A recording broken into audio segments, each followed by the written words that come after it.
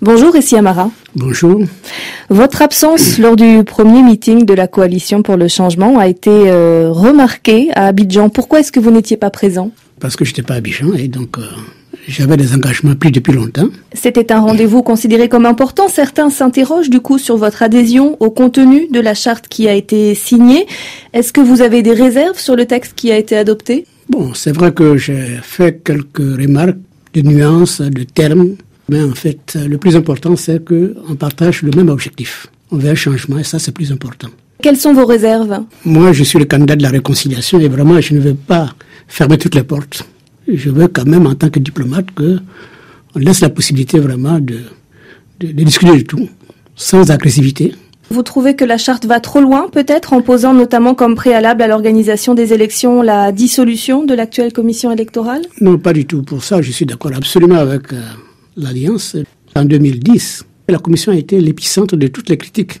Même le président Bédi a dit qu'on lui avait volé 600 000 voix. C'est grave. Vraiment, il aurait fallu qu'on fasse table rase de cette institution pour les prochaines élections. Quitte au stade où on en est éventuellement à se préparer à un report du scrutin. Tout est possible. Moi, je n'exclus rien du tout.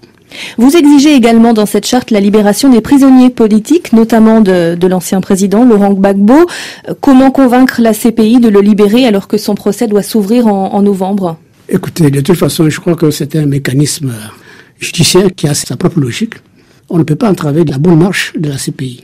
Maintenant, bon, le principe, c'est qu'on veut sa libération parce qu'on veut la paix en Côte d'Ivoire. Il n'y aura pas de paix si vraiment on ne ramène pas tout le monde à la maison. Mais là, il s'agit d'en faire un préalable, encore une fois, à l'organisation de ces élections. Donc, si la décision dépend de la CPI, comment en faire un préalable? On dit heureux celui qui ne connaît pas. Moi, je connais le système international mieux que certaines personnes. Je ne peux pas empêcher certaines personnes d'avoir cette préalable, mais je sais ce qui est possible, ce qui n'est pas possible. Cette coalition est un rassemblement idéologique assez hétéroclite. Quel est le point commun entre vous tous, au-delà de la volonté de barrer la route à Alassane Ouattara? Ce n'est pas une question de personne, moi c'est une question de changement total dans la façon de gérer la Côte d'Ivoire. Mon ambition, c'est l'éthique en politique en Côte d'Ivoire. Et la Côte d'Ivoire est un pays très complexe. J'ai été ambassadeur de Côte d'Ivoire à Genève. Le président Faure-Boignan passait 2 mois de vacances à Genève. Je passais 5 heures par jour avec lui. Et c'est là que j'ai compris combien la Côte d'Ivoire est difficile à gouverner.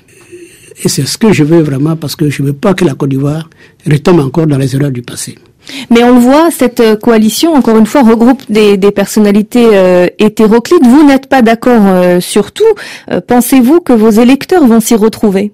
La division est artificielle. Tout ce monde était au PDCI, avec le président Faure-Boignan. Il y a quand même les embryons d'une nation.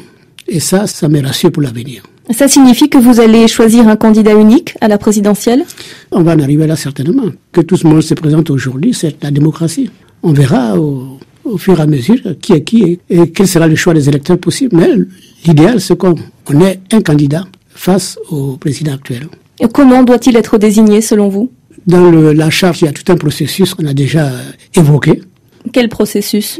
De concertation, parce qu'en réalité, vous savez, on dit que dans le village, on connaît les meilleurs danseurs. Vous seriez prêt à céder votre place? Si j'estime que la personne est plus compétente que moi, a toutes les qualités requises pour faire la réconciliation. C'est ça qui est le plus important. Ce n'est même pas la compétence, c'est la réconciliation. Pourquoi vouloir vous porter candidat à la présidentielle alors que vous avez toujours refusé la primature?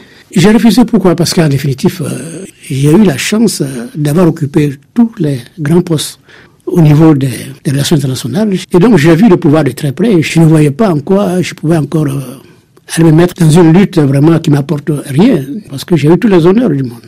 Et vous avez changé d'avis? Non, j'ai changé d'avis parce que quand je vois que la Côte d'Ivoire va vers un mur, je dis je ne peux pas me taire. Ma candidature n'est pas une candidature parce que je cherche à être président ou bien je cherche quoi que ce soit. Parce qu'on dit heureux celui qui ne sait pas. Beaucoup de gens aujourd'hui veulent être président parce qu'ils ne savent pas le contenu. Moi, je sais le contenu d'une présidente. Je connais les difficultés. Chacun sa motivation. Vous revenez de La Haye, où vous avez été reçu par l'ex-président ivoirien Laurent Gbagbo. Qu'êtes-vous allé chercher là-bas? Absolument rien. Partir aujourd'hui le voir à La Haye, pour moi, c'est tellement naturel, parce qu'en définitive, ce sont des amis d'enfance, on a été à l'école ensemble. Je suis allé un peu tardivement parce que j'avais eu des soucis de santé.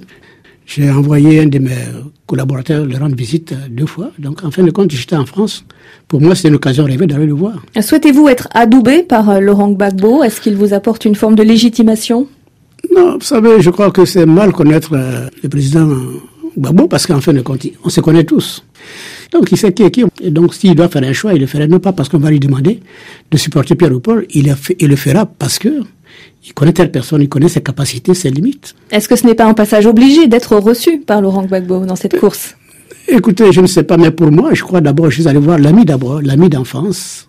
Et donc, ça, c'était plus important. Je ne suis pas allé pour lui demander un support quelconque, mais je pense que lui-même, il sait qui est qui. S'il doit me supporter, il va me supporter. Et si Amara, merci beaucoup. Merci bien.